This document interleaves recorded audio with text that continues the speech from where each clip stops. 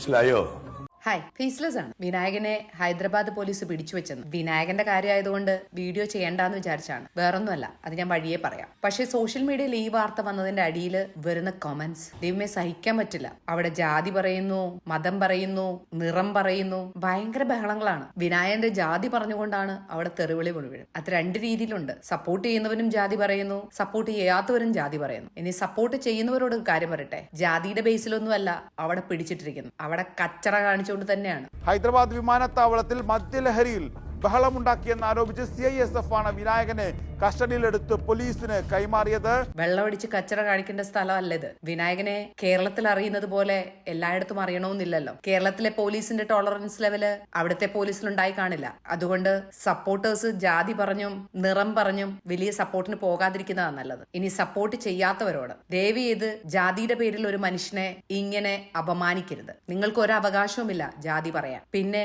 നിറത്തിന്റെ പേരിൽ എല്ലാവരുടെയും ചോര ചുവപ്പ് തന്നെയാണ്. ഈ പുറത്ത് കാണുന്ന മെലാനിൻ ഇത്തിരി കുറഞ്ഞും കൂടിയിരിക്കുന്നതുള്ള വ്യത്യാസമേ ഉള്ളൂ. ഇങ്ങനെ ജാതി പറച്ചിലൂടെ ഉണ്ടായ ഒരു പാസ്റ്റ് അയാൾക്കും ഉണ്ടാവും. അത് ഭയങ്കര ട്രോമാറ്റിക്കുമായി കാണാം. അയാൾ ജനിച്ച സാഹചര്യം, ജീവിച്ച സാഹചര്യം, ഇതിനൊക്കെ അനുസരിച്ചാണ് അയാൾ റിയാക്ട് ചെയ്യുന്നത്. ഇനി അങ്ങനെ ജനിച്ചവരും നല്ലതായിട്ട് ബിഹേവ് ചെയ്യുന്നില്ലേ എന്ന് ചോദിച്ചാൽ അയാൾ അങ്ങനെയാണ്. അതൊരു സമൂഹത്തെയോ ഒരു പറ്റം ആൾക്കാരെയോ അപമാനിക്കുന്നതിൽ നിന്ന് അയാൾ അങ്ങനെ ആയതുകൊണ്ട് അയാൾ നിലകൊള്ളുന്ന ഒരു സമൂഹം അതിന് ഉത്തരവാദിയല്ല. ദേവി ഇത് ജാതി പറയാതിരിക്കുക, നിറം വെച്ച ആൾക്കാരെ തരംതിരിക്കാതിരിക്കുക. ഇത്രയും വിദ്യാഭ്യാസവും സാക്ഷരതയും ബുദ്ധിയും വിവേകവും ഒക്കെ വെച്ച് റേസിസ്റ്റ് ആകാൻ മലയാളിക്ക് മാത്രമേ പറ്റുള്ളൂ. നമ്മൾ ഇത്ര ചീപ്പാകരുത് എന്ന് പറഞ്ഞുകൊണ്ട് വിനായകനെ ന്യായീകരിക്കുന്നുമില്ല. ഞാൻ മുന്നേ പറഞ്ഞല്ലോ, വിനായകന്റേതായതുകൊണ്ട് വീഡിയോ ചെയ്യുന്നില്ല എന്ന് വിചാരിച്ചത് ഇതുകൊണ്ട് തന്നെയാണ്. അദ്ദേഹം എവിടെ എന്ത് എങ്ങനെ റിയാക്ട് ചെയ്യുന്നത് നമുക്ക് പറയാൻ പറ്റില്ല. പലപ്പോഴും അദ്ദേഹത്തിന്റെ റിയാക്ഷൻസ് ഒക്കെ ഇങ്ങനെയാണ്. അതുകൊണ്ട് അതിനെ സപ്പോർട്ട് ചെയ്ത് പറയണോ അതോ അല്ലാതെ പറയണോ എന്ന് അറിയാൻ മേലാത്തോണ്ടാ വീഡിയോ ചെയ്യാൻ ഞാനില്ല എന്ന് പറഞ്ഞു. പക്ഷെ ഇങ്ങനെയുള്ള കമന്റുകൾ കാണുമ്പോൾ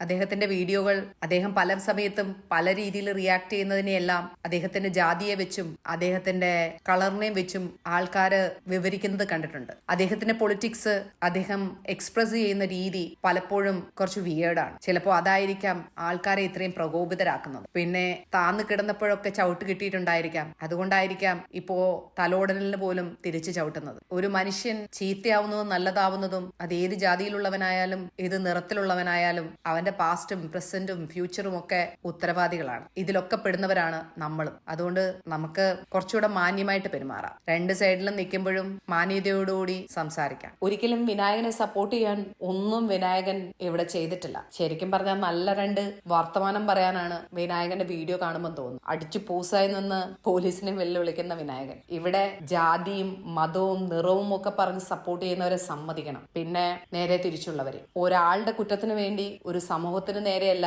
വിരൽ ചൂണ്ടേണ്ടത്. നിറത്തിനോ ജാതിക്കോ മതത്തിനോ അതീതമാണ് ഒരാളുടെ പ്രവൃത്തി. ബൈ. ரொம்ப நன்றி.